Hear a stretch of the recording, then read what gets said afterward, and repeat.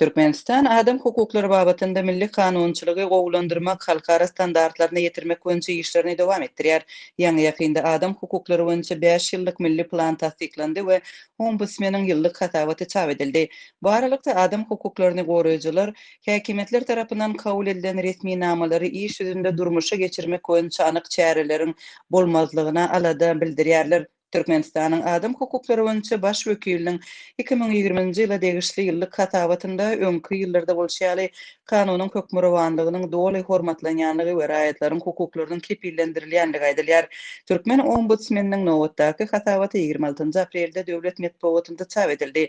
Resmi maglumatlarda Türkmenistan bitaraplyk mekanyşygy arasynda geçen ýylda döwletiň adam hukuklaryna uly üns berenligi bellenýär. Şol bir wagtyň özünde de resmi nama jemgyýeti demokratiýalaşdyrmak we adam hukuklaryny hem azatlyklaryny öpçün etmek üçin edilen anyk işleriň arasynda hususan da iki palataly mejlisiň döredilmegi mysal hökmünde görkezilýär. Şeýle hem global pandemiýa döwründe ýiti ýokunç ketelleri garşy göreş bilen baglanyşykly adam hukuklarynyň bozulmagynyň öňüni almak we ýurdun ykdysadyýetyna yaramaz täsirini gowşatmak üçin çäre görülenligi habar berilýär. Bellemeliyeri Türkmenistan ýylatyň köpçülikligiň ketellemeginiň fonunda ýurt çäginde koronawirusyň ýokdugyny eglan edýän sanlyca ýurtlaryň biri bolmagynda galýar. Mundan başga da ýurdun prezidentiniň özi milli kanunlary bozup ýurtda döredilen iki palataly mejlisiň ýokary köýüne ýol başçy boldy. Ombudsmanyň wezipesi ýurtda adam hukuklarynyň ýagdaýy we bu urdan özüniň eden işleri barada ýyllyk hatawat bermegi öz içine alýar. Ýurdun adam hukuklary boýunça baş wekilli wezipesi 2017-nji ýylda döredilip, oňa deputat Ýazdursun Gurbannadarowa bellendi. Şondan beri ombudsmanyň ýyllyk hatawaty 3-nji gezek çap edildi. Ombudsman instituty öz ygtyýarlyklaryny ýerine ýetirmekde haýsydyr bir döwlet edarasyna we wezipeli adamlara garaşsyz bolup jogapkärçiligini öz başdak berja etmeli. Emma adam hukuklaryny goraýjylaryň pikiriçe iş ýüzünde ombudsmanyň Türkmenistanda alyp barýan işleri beýleki kanun goraýjy guramalaryň işine meňdeýär we garaşsyz edara hökmünde işlemegiň imitasiýasyny emele getirýär. Türkmenistanly adam hukuklaryny goraýjylaryň pikiriçe ombudsmanyň häzirki hatawaty adam hukuklarynyň depelenmegine degişli hakyky problemalary görkezmeýär. Raýatlaryň hukuklaryna degişli problemalaryň arasynda hereket azatlygynyň çäklendirilmegi we tutsaklaryň hukuklarynyň bozulmagy ýaly meseleler çözülmän galýar. Ombudsmanyň hatawaty elbetde howaý bir zat boldy. Türmelerde ýetirim bolanlar olaryň ýakynlarynyň ýüzlenmeleri we köpçülikligiň siýasat gadagançylyklary barada hiç zat aýdylmady.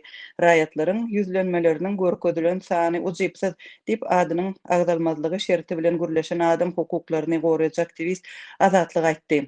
Türkmen türmelerinde ýetirim bolanlaryň sanawyny ýöredýän olary diýri görkeziň atly halkara kampaniýasy 120-den gowrak adamyň zoru bilen ýetirim bolandygyny hasaba aldy. Soňky 6 ýylda şolardan 30 töwerek adam aradan çykdy. Olaryň arasynda siýasy sebäplere we korrupsiýa bilen bagly aýplamalar esasında tutsak edilen görnükli opozisiýa işgärleri we öňkü ýokary wezipeli adamlar bar. Türkmenistanly adam hukuklaryny goraýjylar ýene bir möhüm mesele önsü çekerler we ýa-ni ýakynda resmi taýdan tasdiklanan adam hukuklary boýunça 5 ýyllyk milli planyň henüýem köpçülige mälim edilmänligini belleýärler. 2021-nji 2025-nji ýyllarda Türkmenistanda adam hukuklary boýunça milli hereket meýilnamasyny tasdiklamak baradaky karara 14-nji aprelde hökümet maslahatynda prezident tarapyndan gol çekildi. Şol maslahatda bu resmi namanyň ýerine getirilişine gözökçülük işleri Daşary işler ministri Reşet Meredowa ynanyldy. Emma şu wagtda çenle bu plan çap edilmedi.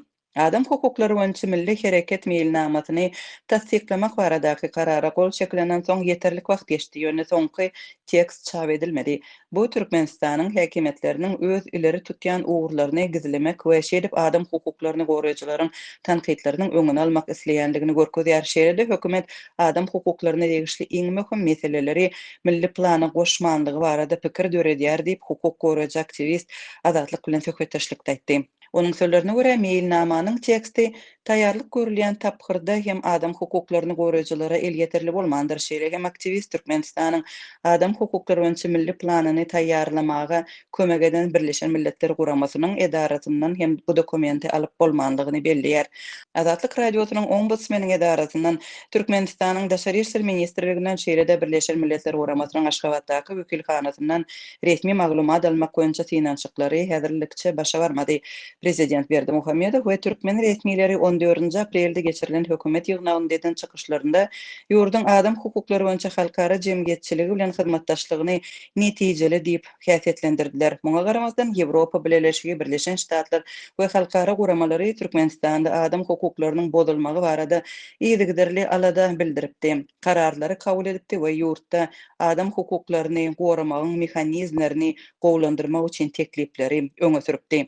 2019-njy ýylda Ýewropa Birleşigi Türkmenistany öz raýatlaryny ýitirim etmek tejribesini ýok etmäge çağırdy.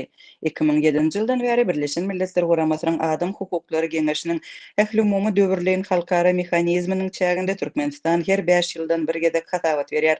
Türkmen wekilleri esatanam kanunçylygy kämilleşdirmek boýunça edilýän işler barada ýyl-ýyldan hatawat berýärler. Birleşen Milletler Guramasynyň wekilleri bolsa bu kanunlary iş ýüzünde durmuşa geçirmegi maslahat berýärler.